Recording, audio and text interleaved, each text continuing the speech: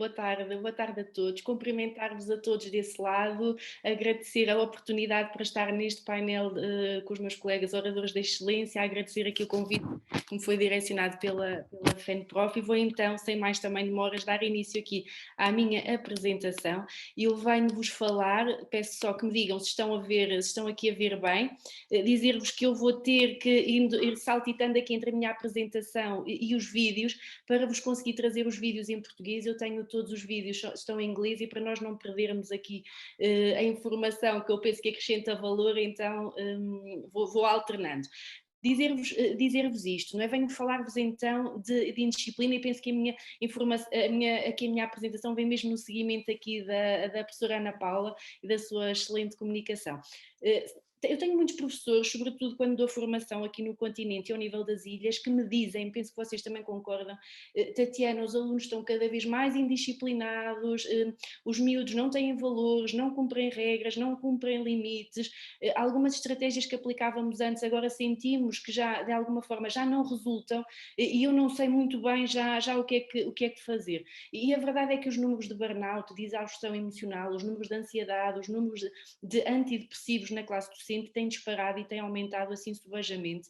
Então este tema é mesmo muito pertinente e importa refletir sobre as práticas educativas atuais, até porque mesmo os resultados, não é? Mesmo os comportamentos vão nos trazer aqui os mesmos resultados. O que é que eu vos trago? Falar-vos brevemente sobre o que é indisciplina, trazer-vos alguns dados e alguns estudos, 2 estudos aqui sobre a indisciplina em Portugal, percebermos qual é a relação entre indisciplina e perturbação da oposição, de que maneira é que estes conceitos correlacionam ou se distinguem, quais são alguns sinais de alerta, eu chamei-lhe aqui alguns indicadores vermelhos, e depois estratégias aqui em contexto de sala de aula para nos ajudar aqui a gerir o comportamento. Todos nós percebemos, não é, que a indisciplina, ou seja, diz respeito a um conjunto de alterações comportamentais que se caracterizam pelo não cumprimento, pela negação, pelo não cumprimento das regras estabelecidas, neste caso aqui no ambiente escolar. O que nos leva aqui a uma questão que é de onde vem a indisciplina, ou seja, a questão da indisciplina não é uma questão nova, mas a verdade é que cada vez mais nos preocupa, até porque o tempo passado pelos docentes a gerir o comportamento na sala de aula dos alunos muitas vezes acarreta aqui um prejuízo em termos do ensino-aprendizagem. Então tenho aqui um vídeo, vou agora interromper, para vos partilhar de onde é que vem aqui a indisciplina. Eu vou pedir só aqui ao Luís que depois me diga se estão a ouvir bem desta forma. Seems. For many students, it stems from boredom or restlessness, seeking attention from peers, behavioral Peço-vos disorders. desculpa, eu tinha posto aqui em português, deixem-me só ver se eu consigo aqui facilmente pôr-vos aqui em português.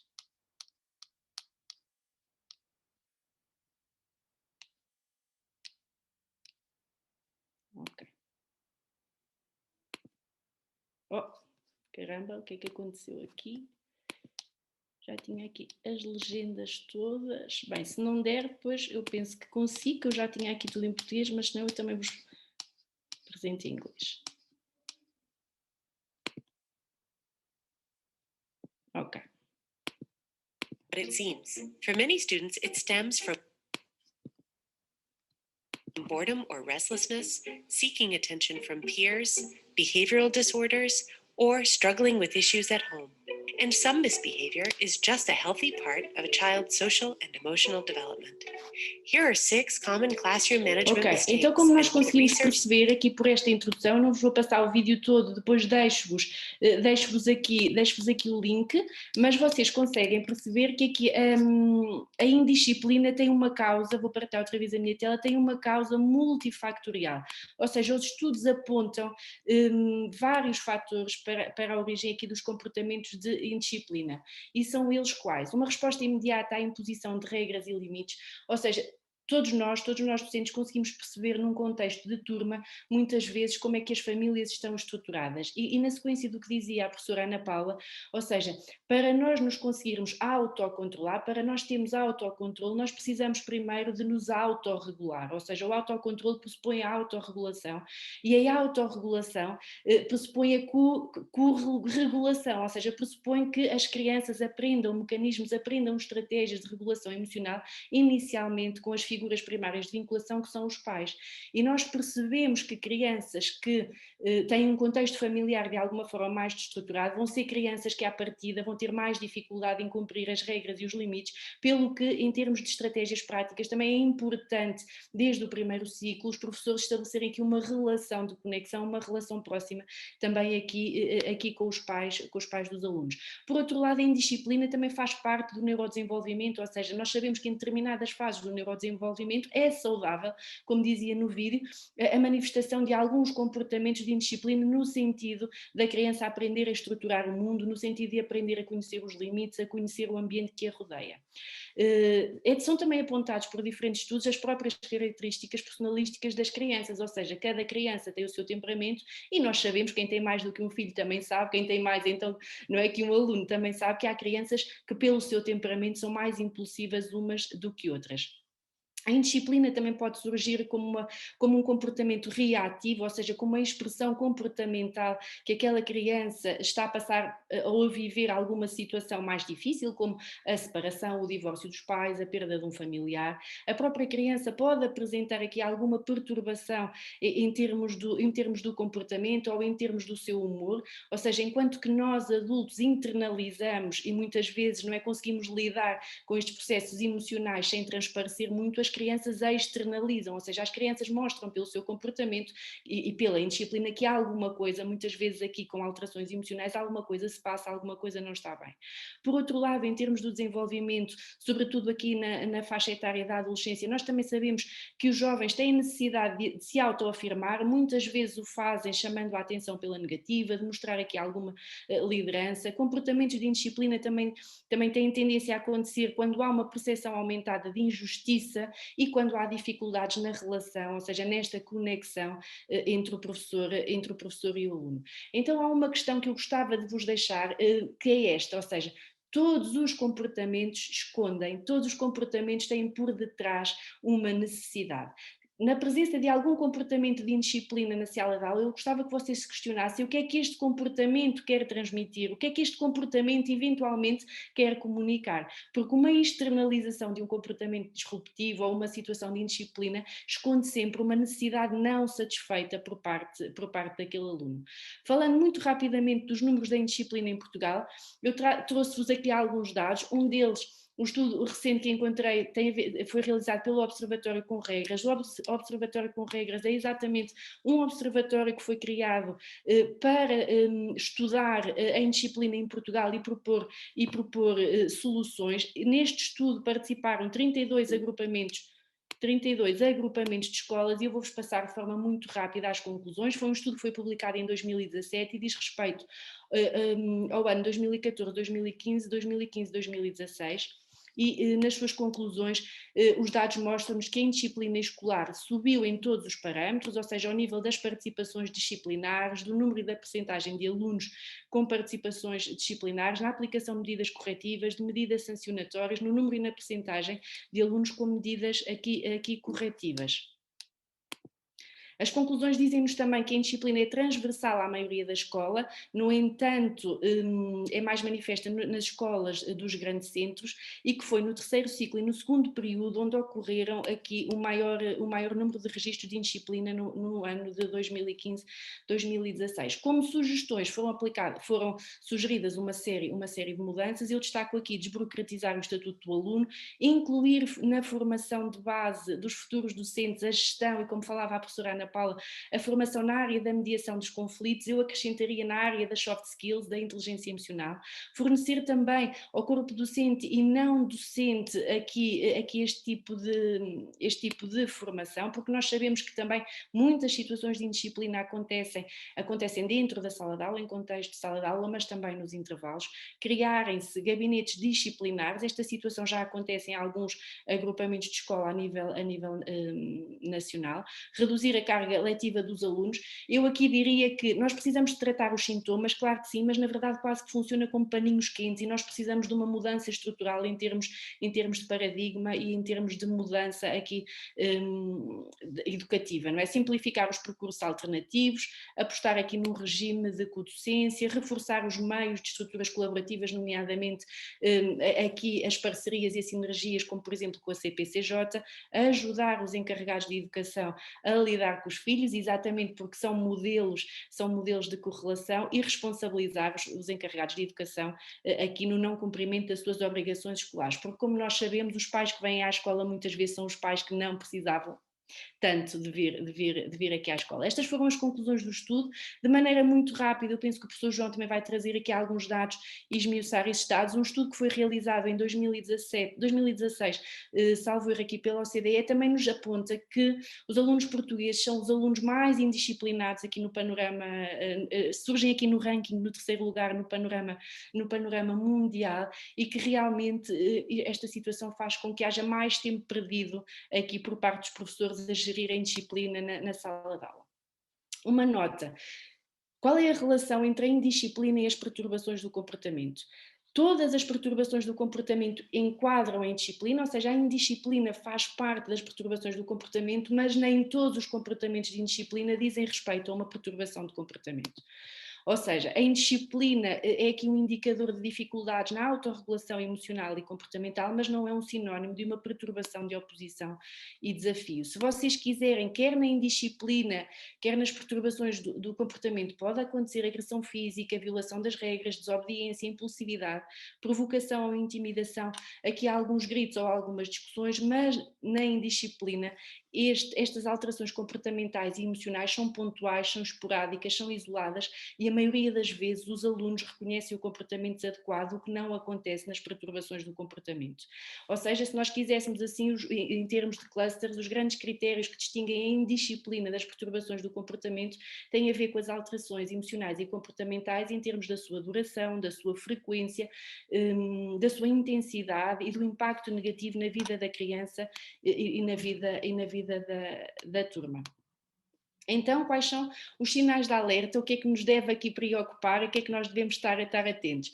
Nós devemos estar atentos a crianças que apresentam alterações comportamentais e emocionais em comorbilidade, isto é, ao mesmo tempo com dificuldades de aprendizagem ou com insucesso escolar. Devemos estar atentos a crianças que de forma recorrente têm dificuldade no relacionamento com os pares, a crianças que se isolam, a crianças que mostram aqui uma sensibilidade à crítica, são aqueles miúdos que choram muito facilmente, crianças que apresentam alguma hesitação no seu contexto familiar ou em ir para casa, e crianças que têm dificuldade em assumir aqui o seu comportamento.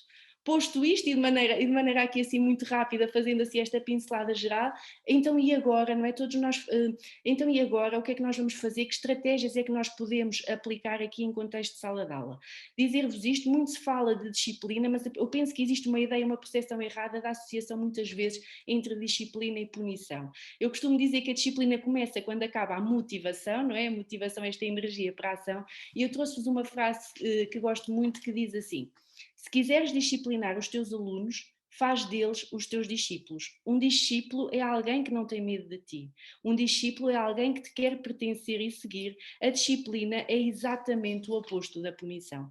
E nós vamos ver que a grande chave para a mudança tem a ver com a relação. A relação é a qualidade, o vínculo. O vínculo é a qualidade da relação que nós estabelecemos uns com os outros. E eu costumo dizer que o que faz a magia acontecer é exatamente a relação em contexto de sala de aula, professor-aluno e aluno-aluno. É na relação que nós vamos conseguir construir aqui um clima emocional positivo nas nossas escolas. E os estudos a nível internacional apontam-nos exatamente isto, ou seja, os estudos dizem-nos que é o fator proximidade entre os alunos e os professores que influencia o processo de aprendizagem e que facilita aqui a aquisição de conhecimentos.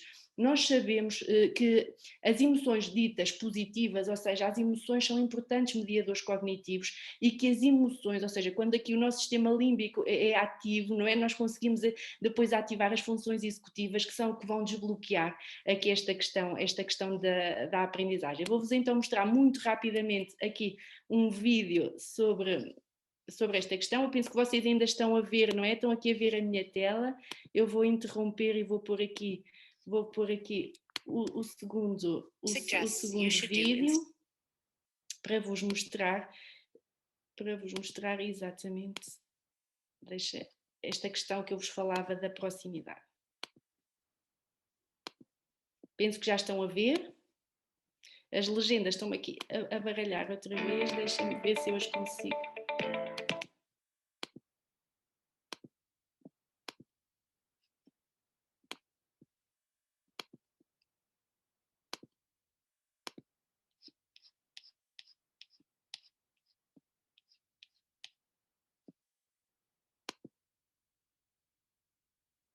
Ok.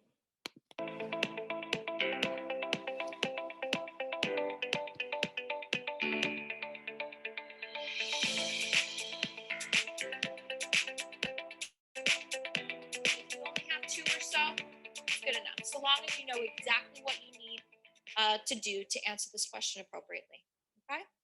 All right, so personal insight questions. So I need to see all of your screens right now. Number one. Proximity is such an important instrument in classroom management. It's a way of really making sure that you work the entire crowd, you have control of your entire classroom, regardless of where your student's sitting. If you're consistently moving throughout the class period, you really are able to engage all of your students. So when I think about proximity in my classroom, I think of areas. I think of 3 specific areas. I think of an area right where I am, which I would consider to be the red zone. I think of an area that's just outside that zone, which is a yellow zone, if we're going to go with this, traffic light symbols. And then there's the area on the very outside, and that'll be your green area. So with the red area, these are the students that are 100% engaged. My presence is right there. If they have a question, they're more than likely to pop that hand up. The students right on the outside of them, that's your yellow area. So they're watching you, they're watching your moves, they're making eye contact with you, but the second you turn their head, they may be the students that might turn to a friend and make eye contact with them or nod their head, And then my green area, that's my area that I need to get to probably next. Those are the students that are waiting for me to turn my back. Fica claro, depois deixo-vos então o link todo, fica claro, não é, desta questão da proximidade e do professor se ir movimentando na sala no sentido de criar zonas de proximidade e conseguindo redirecionar aqui de forma positiva o comportamento aqui dos alunos.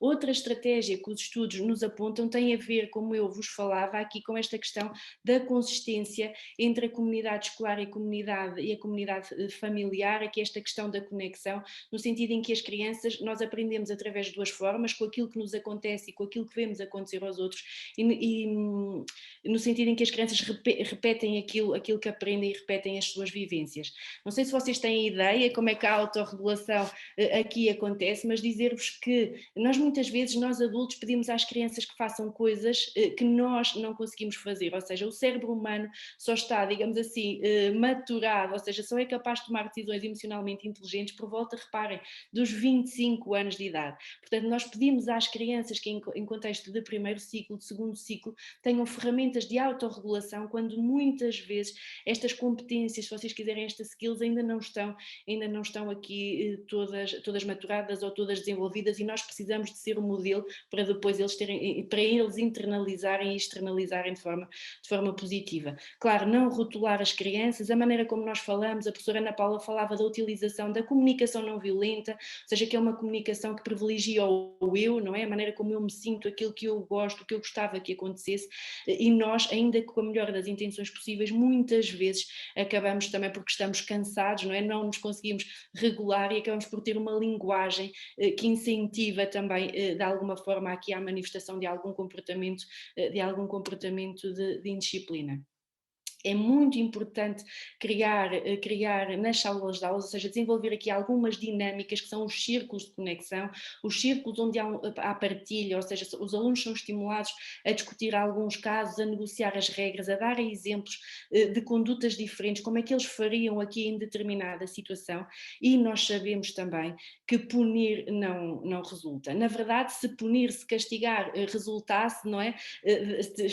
Daríamos aquela sanção, aquele castigo e não teríamos as questões e os problemas de disciplina com os quais nós nos vemos abraços hoje em dia. Portanto, punir muitas vezes resulta no momento, mas a médio e longo prazo, para além de criar aqui uma situação, um clima emocional mais negativo, situações de frustração, de baixa autoestima, que vão bloquear o processo de aprendizagem, que vão aumentar a probabilidade do comportamento disruptivo acontecer, nós sabemos que devemos sim estabelecer consequências para os comportamentos disruptivos, e há uma técnica que é aqui depois posso-vos falar melhor, que é a técnica dos cinco R's, como é que estas consequências devem ser aqui aplicadas. Vou partilhar... Chegámos aos 20 minutos. Ok, estou mesmo quase a acabar, então dizer-vos que vou-vos deixar um vídeo, que não vou partilhar agora para depois poder terminar com um outro, que mostra exatamente, é um vídeo que foi desenvolvido nos países nórdicos e que mostra exatamente como é que crianças que apresentam frequentes problemas de indisciplina, através dos círculos de conexão, dos círculos de comunicação, aprenderam aqui a ter comportamentos mais adaptativos e mais positivos. Outra estratégia tem a ver, como a professora Ana Paula também falou, das estratégias de negociação, ou seja, de um conflito ser visto e percepcionado como uma oportunidade de mudança, e da importância da estratégia win-win, ou seja, das duas partes ganharem. Não devemos hipotetizar e comentar sobre a origem da disciplina, ou seja, és muito imaturo, ou seja, personalizar aqui este aluno pela negativa, se calhar tu ainda não sabes o que queres. Não sei se vocês têm conhecimento, nos últimos anos em Portugal começámos, não é, aqui a falar e a trazer aqui do Oriente mais estas práticas de mindfulness, ou seja, estas práticas de autoconhecimento emocional, no sentido em que nós não podemos estar ansiosos ou portarmos-nos mal e calmos ao mesmo tempo. Portanto, é muito importante estabelecer nas nossas turmas uma rotina diária e nas práticas, por exemplo, de mindfulness, depois posso-vos deixar aqui alguns exemplos de jogos, aqui alguns exemplos de atividades que, consoante o nível de ciclo, vocês podem fazer no sentido de promover um clima emocional positivo logo desde o início, que depois nos permite então a seguir transmitir os conteúdos académicos, porque nós sabemos exatamente isto, como eu vos dizia, que é quando nós nos sentimos bem, quando nós experienciamos emoções positivas, as emoções são facilitadoras aqui da aquisição dos conhecimentos. Em jeito de conclusão, se vocês quisessem, a chave para gerir aqui a indisciplina passaria pela conexão, pela qualidade da relação que nós estabelecemos uns com os outros, pela escuta ativa, pelo envolvimento dos miúdos nas tarefas, pela aplicação de estratégias pedagógicas inovadoras e diferenciadas, por trabalharmos as áreas de proximidade dentro da turma, por redirecionarmos o comportamento. Existem várias formas de nós redirecionarmos o comportamento, seja através da atenção, seja através do estímulo físico, do toque, seja através do estímulo mais visual, de nós trabalharmos as emoções, aqui as questões de inteligência emocional enquanto mediadores cognitivos, e de introduzirmos na nossa sala práticas de regulação emocional, porque é a regulação que vai levar depois ao autocontrole. Em jeito de conclusão, há uma frase que eu gosto muito e que diz que a mão que embala o berço é a mão que governa o mundo. Dizer-vos que todos nós temos uma grande responsabilidade individual e uma grande responsabilidade social, e cabe-nos a nós, enquanto agentes educativos também, não é? Enquanto agentes de mudança, não é? Trazer e progressivamente ir introduzindo práticas pedagógicas mais positivas. Como em jeito de conclusão, e como então também já estou a passar aqui o meu tempo, vou partilhar com vocês o último vídeo, porque acredito mesmo que os professores fazem a diferença na vida dos alunos. Those are the students.